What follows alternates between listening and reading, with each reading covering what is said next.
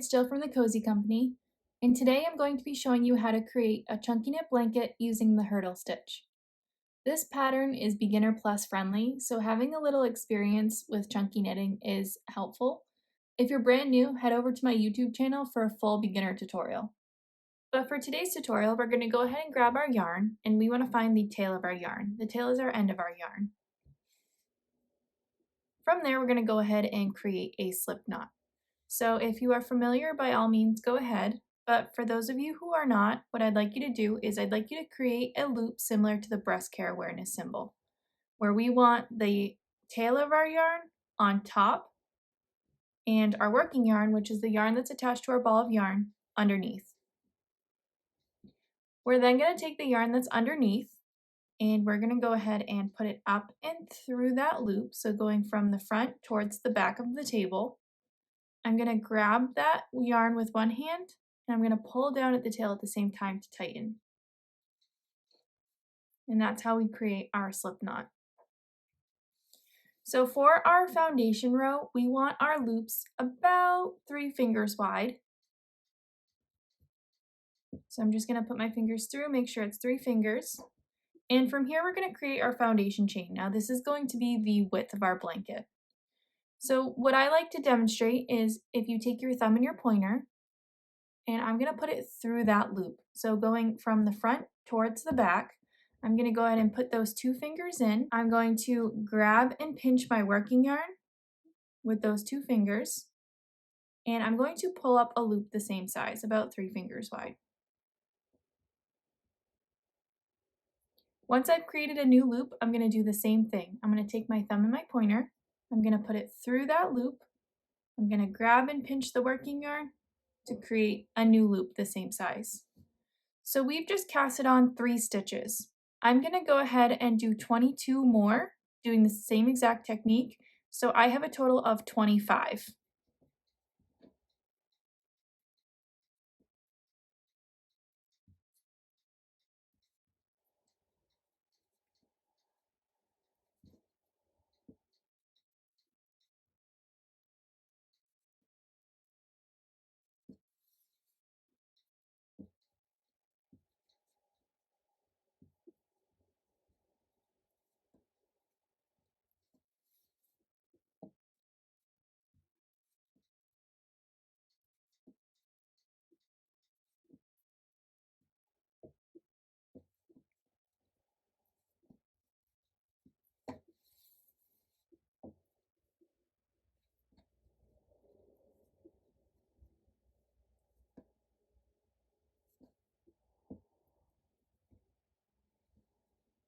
So I've just casted on 25 stitches, and for me that's going to result in about a 30-inch wide blanket. Now if you'd like to create a larger blanket, by all means go ahead, but we just want to make sure that we have an odd number of stitches for this pattern. So if you would like to make it larger, you can try 33, 37, 45, whatever you'd like. Just note that you want to have an odd number. So for the first row of my blanket, I'm just going to go ahead and pull up loops.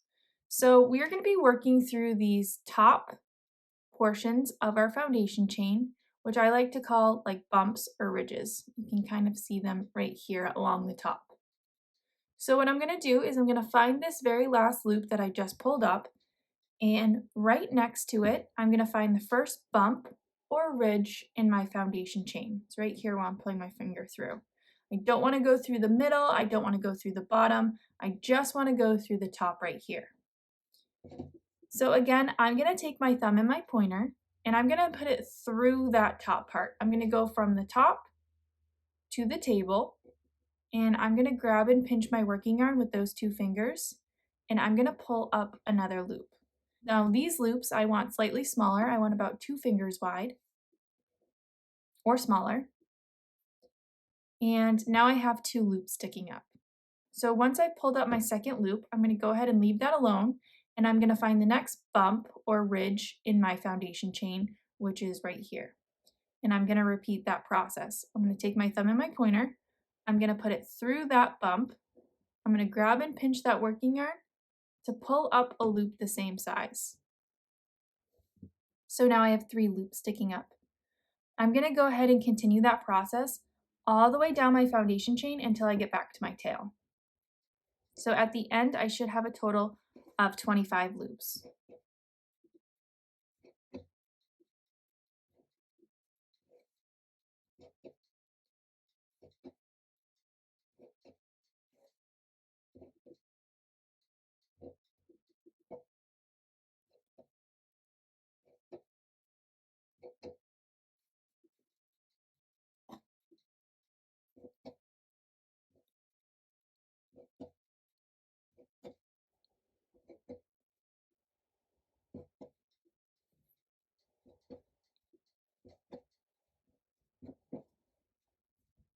Okay, so now that I've reached my tail, I'm just going to go ahead and count my loops to make sure I have 25.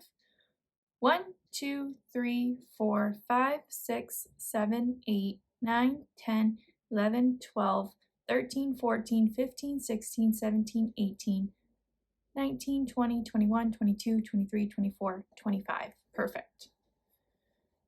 So now we are on the second row of our blanket. At this point, your working yarn, which is the yarn that's attached to your ball of yarn, and your tail should be on the same side. So what we want to do is we want to just go ahead and knit the second row. So to do that, I'm actually going to skip this first loop because this is the last loop that I just pulled up. So this is the very last thing I did. So instead of knitting through this one again, I'm going to go ahead and find my second loop, and very similar to what we just did, I'm going to take my thumb and my pointer again. I'm going to put it through that loop going from the front towards the back. I'm going to grab and pinch the working yarn, the yarn that's attached to my ball of yarn, and I'm going to pull up a loop the same size, just like that. Once I've done that, I'm going to go ahead and do the same thing to my very next loop. Again, I'm going to take my thumb and my pointer. I'm going to put it through that loop. I'm going to grab and pinch the working yarn to pull up a new loop the same size. I'm going to continue that process all the way down until I have no more loops to do. So again, just put your fingers through from the top towards the bottom, grab and pinch that working yarn to pull up a new loop.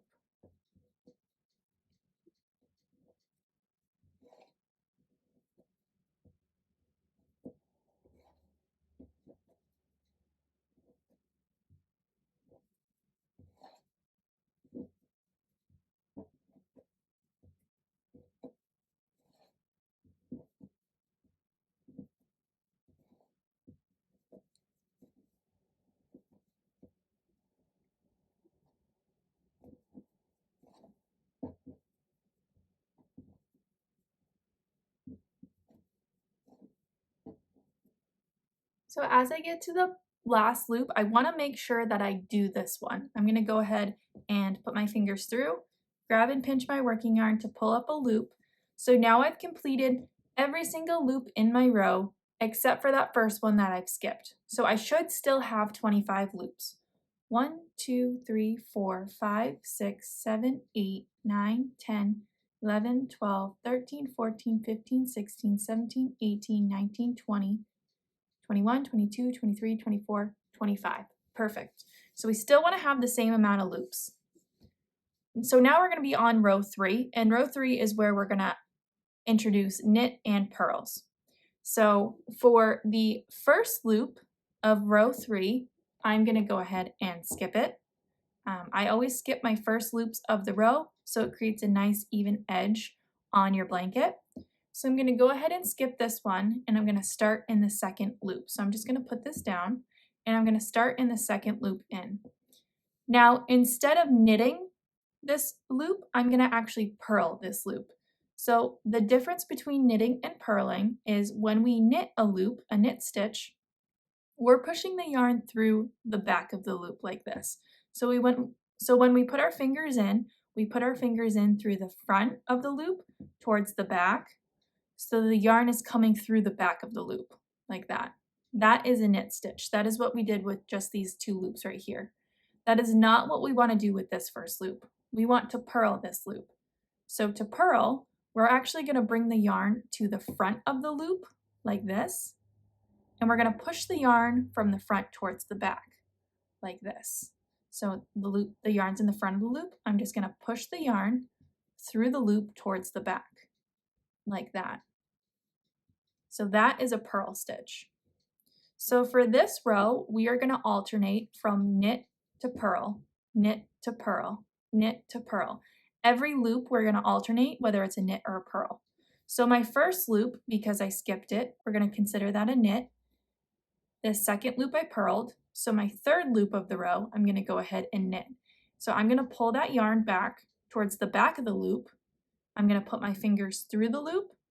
I'm going to grab and pinch my working yarn to pull up a new loop the same size. So that is a knit. My fourth loop is going to go ahead and be a purl stitch. So again, I'm going to bring the yarn to the front of the loop, like this, and I'm going to push the yarn from the front towards the back to purl. So I'm going to go ahead and complete this row, alternating every loop from knit to purl. So knit and then purl.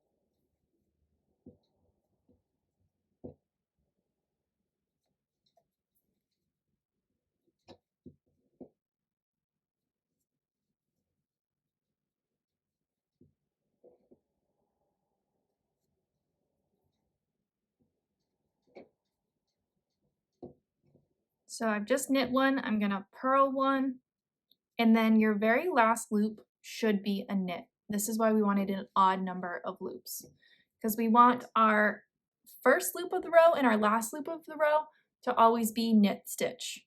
So that will give us a nice even braided edge. So we've just completed row 3 of the pattern. Row 4 is just going to be the same exact thing as row 3. So we're going to start with a knit stitch, and then we're going to alternate knit to purl for the whole row. So of course, I just pulled up a knit stitch through this loop to complete row 3. So I'm going to go ahead and skip that loop, and I'm going to start in my second loop in, and I'm going to purl. So if you're questioning what's a knit and what's a purl, you can see the difference in the stitches. So a knit stitch is just going to lay nice and flat like this. You can see it goes all the way down and it's nice and flat. Whereas a purl stitch, you kind of have like a bump or a raise in your blanket. You can see the first 2 stitches lay very flat. Those were knit stitches. And then this one that I just purled from the previous row has a bump in it. So that's how you can tell what was a knit and what was a purl. So the second loop in was a purl, so I'm going to go ahead and purl it again. And then my next one, of course, is a knit, and then a purl. After every row, you want to make sure that you do still have 25 loops. We don't want to be dropping stitches at any point. We always want to have the number of loops that we started with. So for me, and for this tutorial, that number is 25.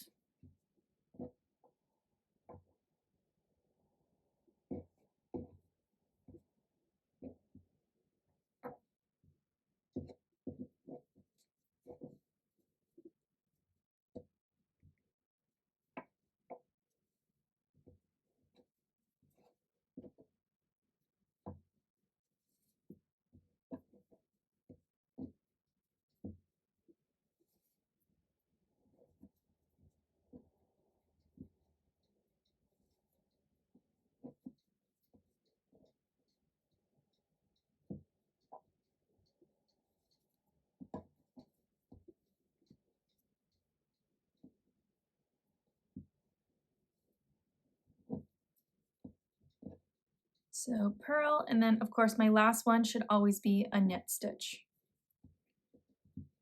So that was the fourth row of the blanket.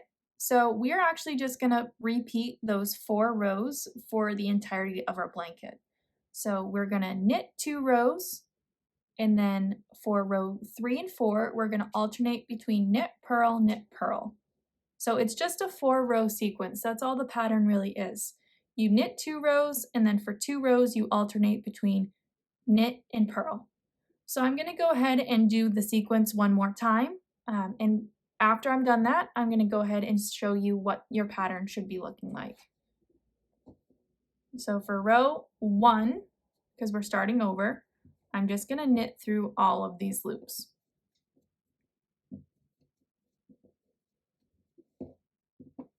And again, we should always have 25 loops.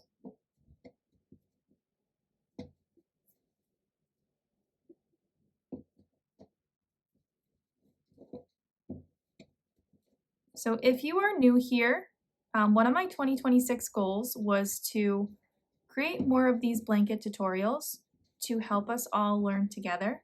So if there's anything that you are interested in learning, or if there's any questions that you have about your blankets in general, or any troubles that you've been having, drop it in the comment section below, because I would be happy to create any more tutorial videos on anything that you're having trouble with.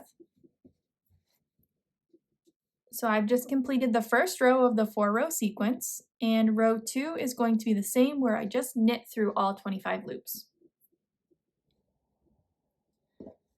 I also share a lot of information on my Instagram page, so if you're not already following, feel free to check out on Instagram. I'll put my Instagram handle in the description below. I share a lot on there on my craft fairs. I share my patterns, tester calls, and whatnot on there. So if you aren't already following, feel free to check it out.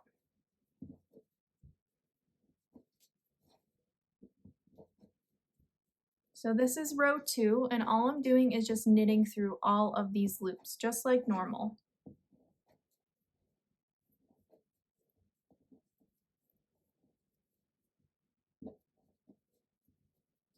So we've just completed row 2. I'm just gonna go ahead and do a loop count real quick to make sure that I still have 25 loops. So 1, 2, 3, 4, 5, 6, 7, 8, 9, 10, 11, 12, 13, 14, 15, 16, 17, 18, 19, 20, 21, 22, 23, 24, 25. Perfect. So we're now on row 3 of the 4-row sequence. So again, I'm just going to go ahead and alternate between knit and purl, and I'm going to do that for 2 rows. So rows 3 and rows 4. Of course, we always want to start with a knit, so I'm going to go ahead and skip this one because I just knit through it. And my next loop in, my second loop, I'm going to purl. And then knit and purl. And I'm going to continue alternating all the way down for rows 3 and rows 4.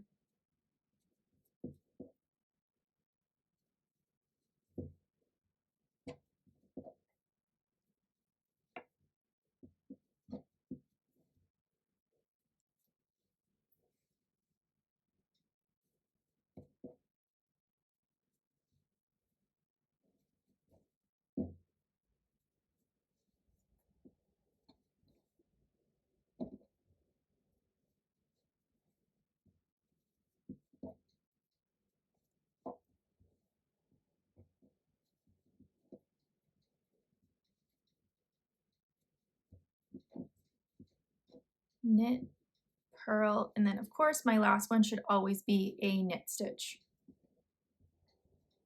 So that was row 3. I'm going to go ahead and do the same thing again for row 4. So skip my first loop because that was the last loop I pulled up and it was a knit, and we're going to start in the second loop in and do a purl stitch.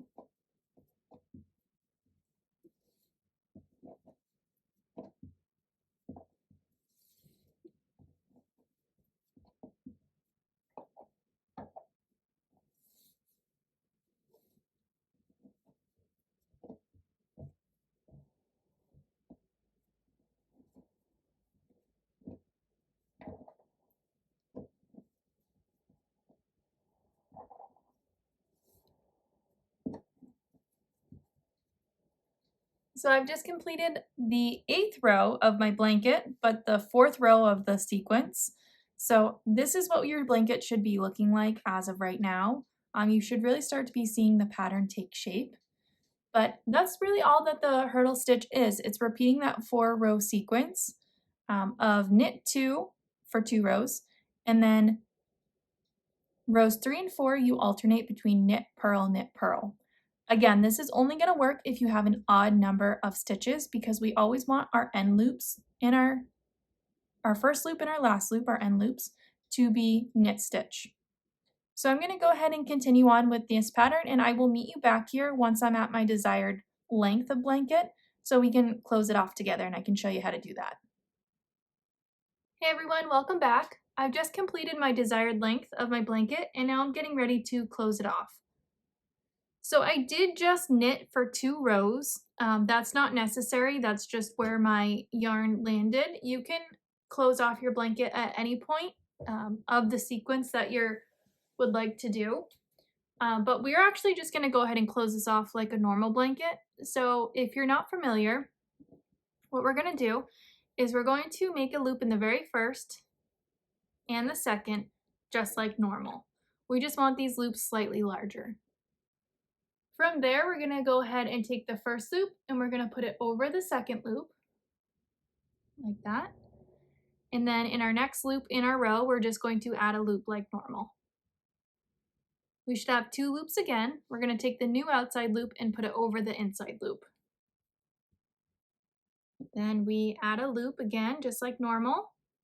And then new outside loop goes over the inside loop. So as you can see, instead of working up like we were, we're now working over to close off all these loops and give us a nice braided edge. We're going to go ahead and do that for the whole rest of the row, that 2-step process.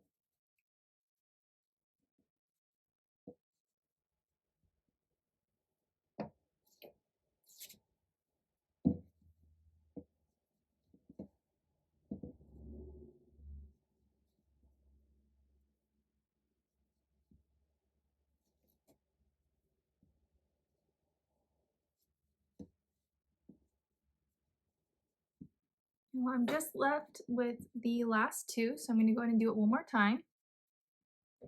And from here, I'm going to cut my working yarn, leaving a short tail.